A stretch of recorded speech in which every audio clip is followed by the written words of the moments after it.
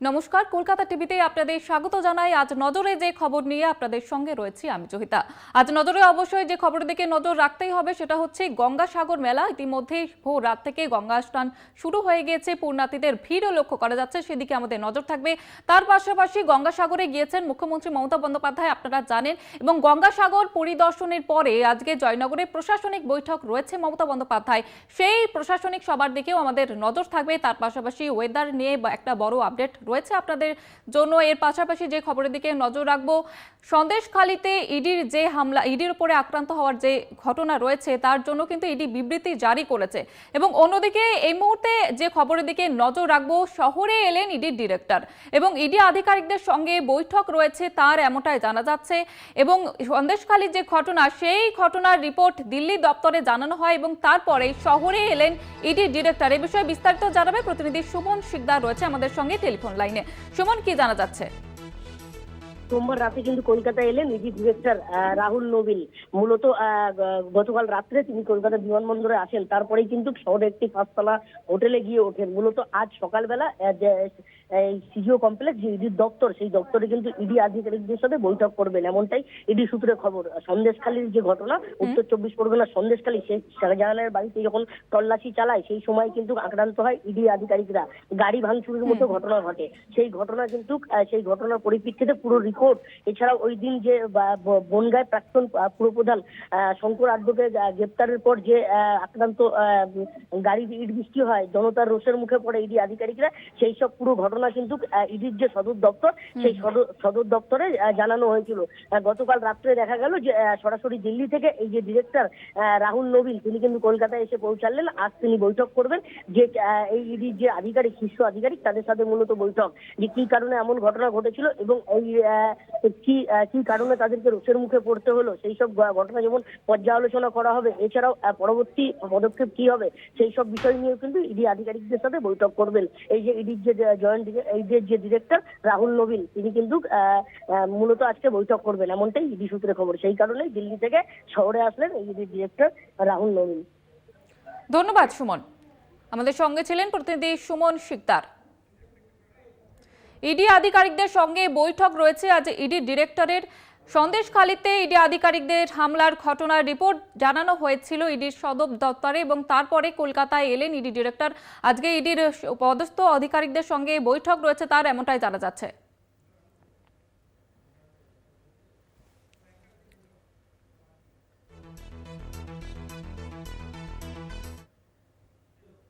আপনারা জানেন, গঙ্গাসাগর পরিদর্শনে গিয়েছেন মুখ্যমন্ত্রী মমতা বন্দ্যোপাধ্যায় এবং সেখান থেকে ফিরে আজকে জয়নগরে যাবেন মুখ্যমন্ত্রী মমতা বন্দ্যোপাধ্যায়।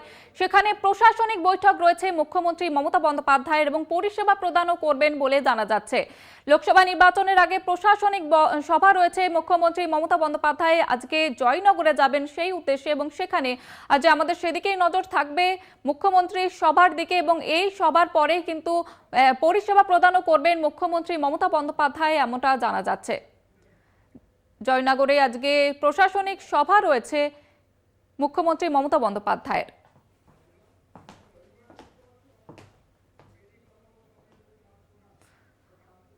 আর এই প্রশাসনিক সভা নিয়ে কথা বলবো, সরাসরি রয়েছে আমাদের প্রতিনিধি মানস প্রধান। মানস, আজকের এই সভা ঘিরে কি লক্ষ্য করছো, কি নজরে আসছে, প্রস্তুতি কতটা?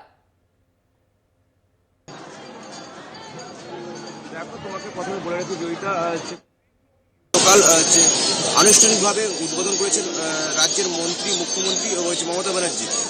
গতকাল এই গঙ্গাসাগরে উদ্বোধন করার পাশাপাশি ইতিমধ্যে কয়েক হাজার পুণ্যার্থীরা এসে পৌঁছেছে এই গঙ্গাসাগরের মাঠ প্রাঙ্গণে।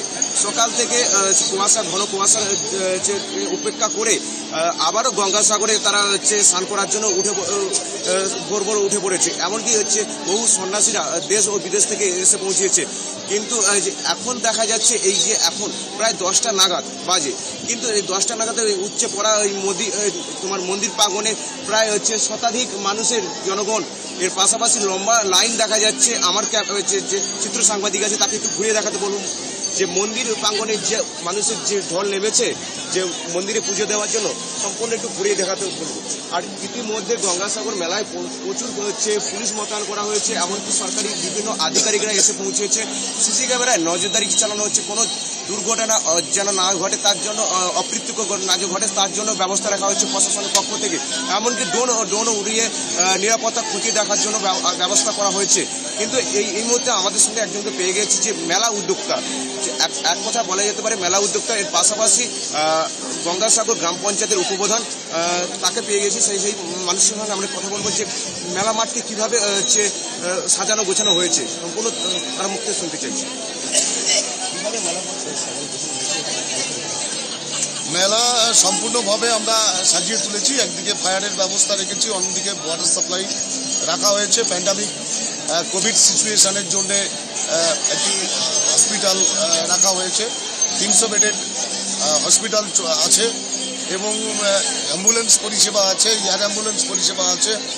সব দিক থেকে মোটামুটি পুলিশ প্রশাসন থেকে শুরু করে বিভিন্নভাবে আমরা এই মেলাকে একটা সর্বাঙ্গীনভাবে সার্থক করার জন্যে আমাদের সব রকম প্রস্তুতি আমাদের চূড়ান্ত পর্বে হয়ে গেছে। গতকাল বিকেলে আমাদের মাননীয় মুখ্যমন্ত্রী শ্রীমতী মমতা বন্দ্যোপাধ্যায় আনুষ্ঠানিকভাবে উদ্বোধন করেছেন এবং সেই উদ্বোধনের পরে আজকের আমরা যেটা দেখছি যে প্রায় গতকালের অপেক্ষা আজকে প্রায় 10 গুণ মানুষ বেশি একযোগে এই মেলা প্রাঙ্গণে উপস্থিত হয়েছেন। হাজার হাজার মানুষের উপস্থিতি এবং তারা স্নান করছেন। মহামুনি কপিল ভগবানের সামনে পুজো পাঠ করার জন্যে যে একদম সেই নদী থেকে শুরু করে একদম মন্দির পর্যন্ত লাইন দিয়ে সুন্দরভাবে মানুষকে পরিষেবা দিচ্ছেন গঙ্গাসাগর কোস্টাল পুলিশ স্টেশনের পক্ষ থেকে, দক্ষিণ 24 পরগনা জেলা পুলিশ প্রশাসনের পক্ষ থেকে, ব্লক প্রশাসন এবং গ্রাম পঞ্চায়েত প্রশাসনের পক্ষ থেকে আমরা সর্বতভাবে সজাগ দৃষ্টি রেখেছি। একদমই ধন্যবাদ। আর কিছু সময়ের মধ্যে জয়নগরে আনুষ্ঠানিকভাবে একটি সাংগঠনিক বৈঠক আছে। প্রশাসনের সূত্রে জানা গেছে মুখ্যমন্ত্রী তার 11টার সময় হেলিপ্যাডে করে রওনা দেবে, এমনটি জানা গেছে। জয়িতা, একদমই আরো একটা বিষয় জানতে চাইবো, মুখ্যমন্ত্রী মমতা বন্দ্যোপাধ্যায় যেখানে গিয়েছিলেন এবং পরিদর্শন করেছেন, তিনি কোন কোন বিষয়গুলির উপর জোর দিয়েছেন নিরাপত্তার বিষয়ে? দেখো, এক প্রথমে বলে যাচ্ছি যে এই যে বিগত কয়েক বছরের ন্যায় এবছরও উচ্চে পড়া মানুষের যে ভিড় নামবে বলে জানা গেছে। প্রশাসন এই দিকে নজর রেখেছে, এমনকি ড্রোনের মাধ্যমে যে কোনো অপ্রীতিকর ঘটনা না যেন ঘটে সেই মতন কড়া নজরদারি রেখেছে পুলিশ ও সিসি ক্যামেরায় মুড়ে রেখেছে এই গঙ্গাসাগর মেলা মাঠ।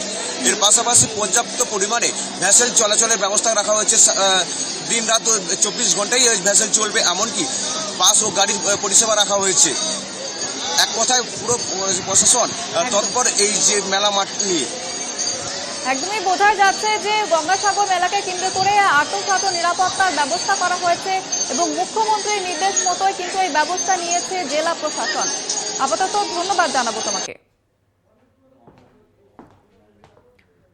আপনাদের যে ছবিটা দেখাচ্ছিলাম গঙ্গাসাগর মেলা ছবি, সেখানে ইতিমধ্যেই উপচে পড়ছে ভিড়। ভোর রাত থেকেই শুরু হয়ে গেছে গঙ্গা স্নান এবং মুখ্যমন্ত্রী মমতা বন্দ্যোপাধ্যায়কে নির্দেশকে মাথায় রেখে কিন্তু আঁটাশুটো করা হয়েছে নিরাপত্তা ব্যবস্থা।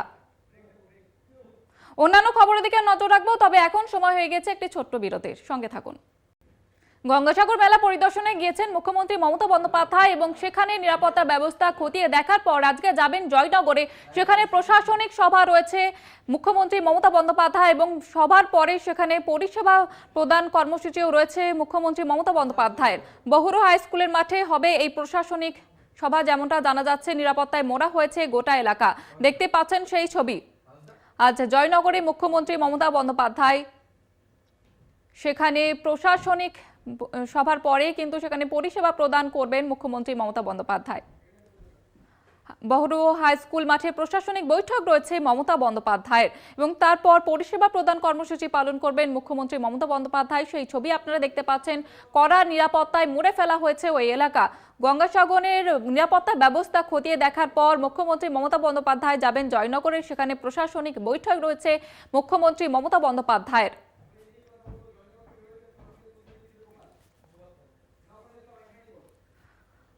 ইতিমধ্যেই কড়া নিরাপত্তায় মুড়ে ফেলা হয়েছে যে সভা যেখানে বৈঠক হবে সেই চত্বর। এর বিষয়ে বিস্তারিত জানবো, সরাসরি রয়েছে আমাদের প্রতিনিধি প্রিয় গোপাল। প্রিয় গোপাল, আজকে কি ছবিটা দেখতে পাচ্ছ? সভা ঘিরে এই যে প্রস্তুতি কিরকম দেখতে পাচ্ছ? একদমই তোমাকে যেটা জানিয়ে রাখবো যে গঙ্গাসাগরের পরেই কিন্তু হেলিকপ্টারে জয়নগর বহুরুর হাই স্কুল মাঠে আসবেন মুখ্যমন্ত্রী মমতা বন্দ্যোপাধ্যায় এবং সেখানে প্রশাসনিক বৈঠক করবেন এবং প্রশাসনিক বৈঠকের শেষে যে পরিষেবা প্রদান করা হবে। কিন্তু তার আগে যে বহুরু হাই স্কুল মাঠ, সেই বহুরু হাই স্কুল মাঠে রয়েছে কড়া নিরাপত্তা এবং মঞ্চস্থল থেকে 1.5 কিলোমিটার পর্যন্ত কোনো গাড়ি যাতে না ঢুকতে পারে এবং যেসব মানুষরা ঢুকছে তাদেরকে চেক করে ঢোকানো হচ্ছে, এমনটাই কড়া নিরাপত্তার মাধ্যমে মুড়ে ফেলা হয়েছে। এছাড়াও যেটা জানা যাচ্ছে যে সামনে লোকসভা নির্বাচন এবং এই লোকসভা নির্বাচনকে মাথায় রেখেই কিন্তু এই প্রশাসনিক বৈঠক মুখ্যমন্ত্রী মমতা বন্দ্যোপাধ্যায়। এদিকে কিন্তু সেই মঞ্চস্থলে উপস্থিত রয়েছে বারুইপুর পূর্বের বিধায়ক এবং জয়নগরের বিধায়ক। তারা নিজে উপস্থিত রয়েছে গত 3 দিন ধরে, যে তারা খতিয়ে দেখছে ব্যাপারটা যে কিভাবে এই সভা করা যায়। এবং সেখানে উপস্থিত আছে বারুইপুর পুলিশ জেলার পুলিশ সুপার পলাশ চন্দ্র ঢালি ছাড়াও একাধিক নেতৃত্ব, একাধিক পুলিশ আধিকারিকরা। কারণ তারা এই যে নিরাপত্তা যারা দিচ্ছে তারা সম্পূর্ণ খতিয়ে দেখছে। কারণ জয়নগরে এর আগেই কিন্তু যে তৃণমূল নেতা সাইফুদ্দিন মারা হয়েছিল, সেই কারণেই কিন্তু এই জয়নগরে এতটাই কড়া নিরাপত্তা দেওয়া হচ্ছে মুখ্যমন্ত্রী মমতা বন্দ্যোপাধ্যায়কে। তুমি নিরাপত্তার ব্যবস্থাটা বলছিলে, সেখানেই তোমার কাছে প্রশ্ন, কোন কোন ব্যবস্থাটা খতিয়ে দেখা হচ্ছে, নিরাপত্তার দিকগুলি কোনগুলো খতিয়ে দেখা হচ্ছে? একদমই পাশাপাশি তোমাকে যেটা জানিয়ে রাখবো যে মঞ্চস্থল থেকে 1.5 থেকে 2 কিলোমিটার মধ্যে পুরো সিসিটিভি ক্যামেরায় মুড়ে ফেলা হয়েছে এবং সেখানে বসানো হয়েছে মেটাল ডিটেক্টর গেট। এছাড়াও বসানো হয়েছে বিভিন্ন রকমের আধিকারিকরা এবং যারা ঢুকছে তাদেরকে চেক করে ঢোকানো হচ্ছে এবং কোনো গাড়ি বা যারা সভাস্থলে আসছে সেই সভাস্থল থেকে প্রায় 1.5 থেকে 2 কিলোমিটার দূরে সেই গাড়ি রেখে তাদেরকে হেঁটে সভাস্থলে আসতে হবে, এমনটাই জানা যাচ্ছে। পাশাপাশি এটাও জানিয়ে রাখবো যে মঞ্চস্থল হচ্ছে, মঞ্চস্থল থেকে প্রায় 1.5 থেকে 2 কিলোমিটার দূরে রয়েছে মেটাল ডিটেক্টর গেট। সেই গেট থেকেই প্রবেশ করে ঢুকতে হবে মূল মঞ্চে। এমনটা একদমই যেমনটা তুমি জানাচ্ছিলে যে একেবারে কড়া নিরাপত্তায় মুড়ে ফেলা হয়েছে ওই এলাকা। আপাতত ধন্যবাদ জানাবো তোমাকে। যেমনটা আপনাদের জানাচ্ছিল আমাদের প্রতিনিধি যে আজকে যে বৈঠক সভা রয়েছে মুখ্যমন্ত্রী মমতা বন্দ্যোপাধ্যায়ের, এবং সেই সভা ঘিরে কিন্তু একেবারে প্রস্তুতি তুঙ্গে এবং কড়া নিরাপত্তায় মুড়ে ফেলা হয়েছে ওই এলাকা। এবং অন্যদিকে আরো একটি খবরের দিকে যেদিকে নজর রাখবো, সন্দেশখালী কাণ্ডে 3 দিন পেরিয়ে গিয়েছে, এখনো বেপাত্তা শেখ শাহজাহান। এবং এই ঘটনায় কিন্তু বিবৃতি জারি করা হয়েছে ইডির তরফ থেকে, এবং ইডির যেমনটা অভিযোগ করছে যে পুলিশকে এই ঘটনা নিয়ে জানানো হলেও কোনো রকমের ব্যবস্থা নেয়নি পুলিশ, এমনটাই অভিযোগ করছেন ইডি আধিকারিকরা। এবং এই নিয়ে কিন্তু বিস্ফোরক মন্তব্য করেছেন এবং বিবৃতি জারি করা হয়েছে ইডির তরফ থেকে। আর এই বিষয়ে বিস্তারিত জানবো, সরাসরি রয়েছে আমাদের প্রতিনিধি সঞ্জিত চক্রবর্তী। সঞ্জিত, কি জানা যাচ্ছে, এই বিষয়ে কি জানতে পারছো ঠিক? দেখো, উত্তর 24 পরগনার সন্দেশখালী যে ইডি কাণ্ড নিয়ে রীতিমতো তোলপাড় রাজ্য রাজনীতি। তুমি যেটা বলছিলে যে ইতিমধ্যে পুলিশ কিন্তু 3টে মামলা রুজু হয়েছিল ইডি আক্রান্তর ঘটনায়। একদিকে মানে ইডি আক্রান্তর ঘটনায় যেমন একটি মামলা করেছে ইডির তরফ থেকে, অন্যদিকে পরিবার আক্রান্ত বিশেষ করে তার হেনস্থার অভিযোগে পাল্টে ইডির বিরুদ্ধে কিন্তু পুলিশ নিজস্ব একটা বরিশাল পুলিশ জেলার সুমোটো মামলা করে। বারবার যে কথাটা বলা হচ্ছে যে পুলিশ এই কেসটাকে লঘু করে দেখাচ্ছে, কিন্তু এক পক্ষ দাবি করছে কিন্তু অন্য পক্ষ তারা কিন্তু তা বলছে না। পুলিশ তো তদন্ত করছে, তদন্তের সময় দিতে হবে। ইডি আক্রান্ত হয়েছে, তারা হেনস্থ হয়েছে, মারধর থেকে শুরু করে গাড়ি ভাঙচুর হয়েছে। পুলিশ কিন্তু নিজস্ব একটা সুমোটো মামলা তৈরি করেছে, রীতিমতো তারা কড়া পদক্ষেপ নিয়েছে। যেটা বারবার বলা হচ্ছে যে এক পক্ষ যেটা দাবি করছে কিন্তু অন্য পক্ষে পুলিশের সূত্রে যেটা খবর, তারা রীতিমতো তদন্ত কিন্তু অগ্রগতি চাইছে, অর্থাৎ এগিয়ে নিয়ে যেতে চাইছে। সব মিলিয়ে শাহজাহান কাণ্ডে বিশেষ করে দেখো প্রায় 5 তারিখের ঘটনা, শুক্রবারে এই ঘটনা 7 সকালে হয়, যখন শেখ শাহজাহান অর্থাৎ তৃণমূল নেতার বাড়িতে যায়, সেই সময় তালা ভেঙে ঘরে ঢোকার চেষ্টা করলে সেই খবর চাউরতে অনুগামীদের মধ্যে কিন্তু একটা ক্ষোভের বহিঃপ্রকাশ হয়। তার জন্যই কিন্তু একদিকে বিক্ষোভ, ভাঙচুর এবং হেনস্থার শিকার হয়। কিন্তু এখানকার স্থানীয় যারা নেতৃত্ব তারা বারবার দাবি করছেন শেখ শাহজাহান দেশ ছেড়ে বিদেশে যাননি, তিনি লোকালে আছেন, তিনি একজন বড় মাপের নেতা, তিনি দক্ষ সংগঠন।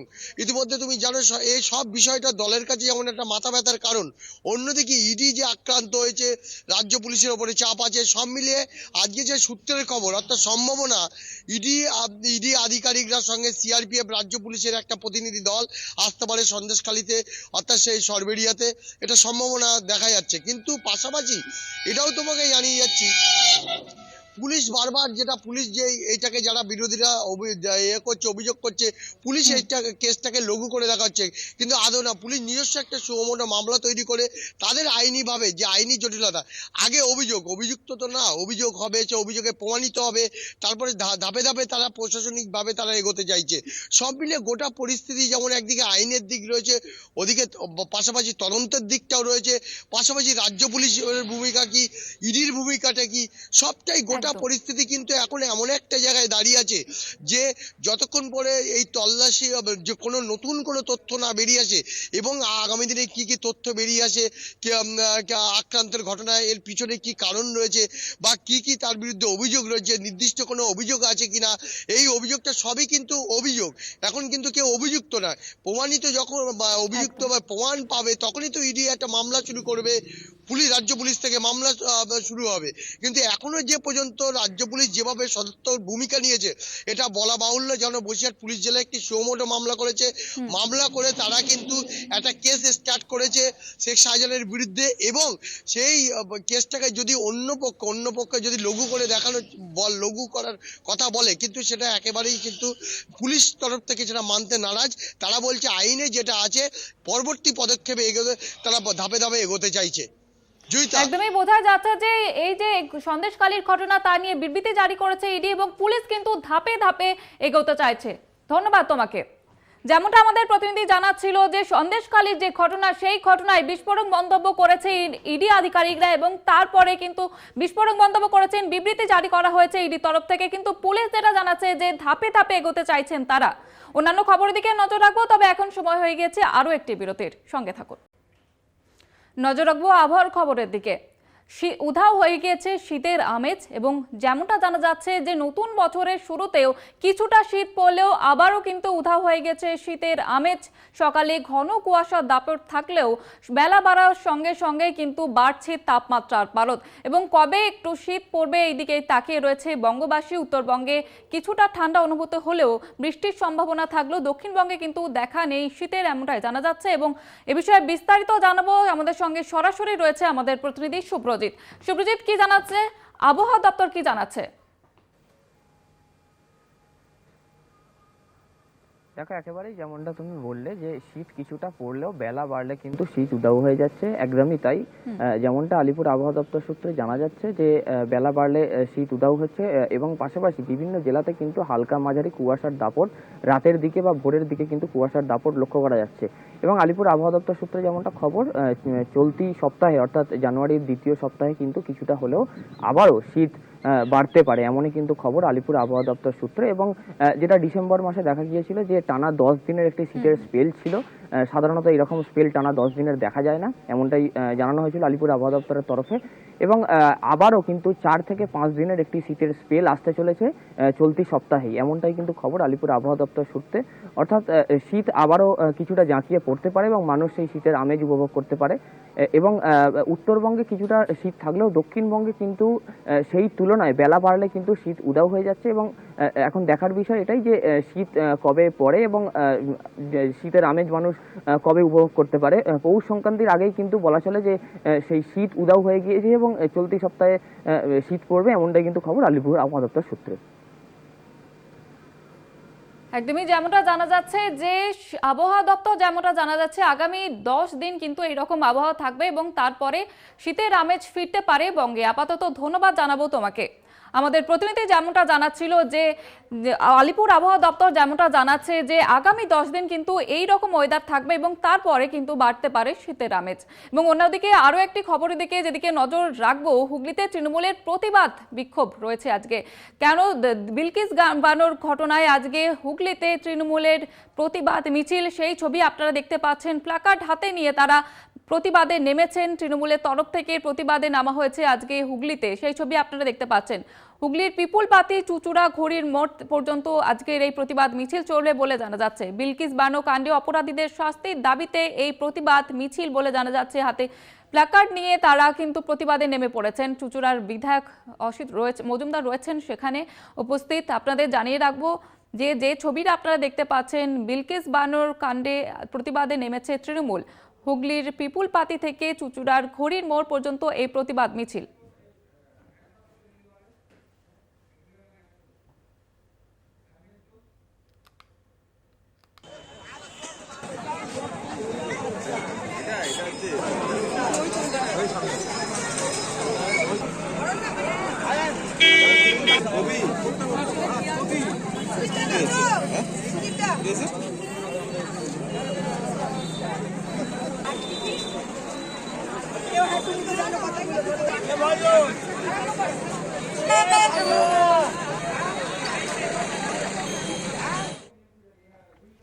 আপনারা দেখতে পাচ্ছেন সেই ছবিটা। তৃণমূলের আজকে প্রতিবাদ মিছিল, বিলকিস বানো কাণ্ডে অপরাধীদের শাস্তির দাবি তুলে প্রতিবাদে নেমেছে তৃণমূল। আর এই বিষয়ে বিস্তারিত জানাবো, পলাশ চক্রবর্তী প্রতিনিধি টেলিফোন লাইনে রয়েছে আমাদের সঙ্গে এই মুহূর্তে। পলাশ, কি কি কর্মসূচি রয়েছে তৃণমূলের আজকে? তৃণমূল মহিলা কংগ্রেস চুঁচুড়া বিধায়ক অসিত মজুমদারের নেতৃত্বে বিলকিস বানো যে গুজরাট সরকার যে রায় দিয়েছিল তার পরিপ্রেক্ষিতে কিন্তু সুপ্রিম কোর্টে তিনি চ্যালেঞ্জ করেন এবং সুপ্রিম কোর্ট কিন্তু সেই দোষীদের আবার তাদেরকে হেফাজতে নেওয়ার নির্দেশ দিয়েছেন। এই যে সুপ্রিম কোর্টের প্রতি মানুষের যে ভরসা, সেটাই কিন্তু তারা বলেন এবং তারা মানুষের আশীর্বাদ প্রার্থনা করেন যে দোষীদের গ্রেপ্তার করেছে এবং তাদেরকে শাস্তি দিতে হবে। এই বিষয়তেই কিন্তু আজ তৃণমূলের এই কর্মসূচি। জয়িতা, ধন্যবাদ পলাশ। বিলকিস বানো কাণ্ডে প্রতিবাদে নেমেছে তৃণমূল। চুঁচুড়ার বিধায়ক অসীম মজুমদারের নেতৃত্বে মিছিলের আয়োজন করা হয়েছে আজকে হুগলিতে। এই প্রতিবাদ মিছিল তৃণমূলের, সেই ছবি আপনারা দেখতে পাচ্ছেন। হুগলির পিপুলপাতি থেকে চুঁচুড়ার ঘড়ির মোড় পর্যন্ত এই মিছিল বলে জানা যাচ্ছে। বিলকিস বানো কাণ্ডে অপরাধীদের শাস্তির দাবি তুলে প্রতিবাদে নেমেছে তৃণমূল। সেখানে উপস্থিত রয়েছেন চুঁচুড়ার বিধায়ক অসিত মজুমদার। তার নেতৃত্বে এই প্রতিবাদ মিছিলের আয়োজন করা হয়েছে বলে জানা যাচ্ছে এবং সেই ছবিটা আপনারা দেখতে পাচ্ছেন, তৃণমূলের প্রতিবাদ মিছিলের ছবি।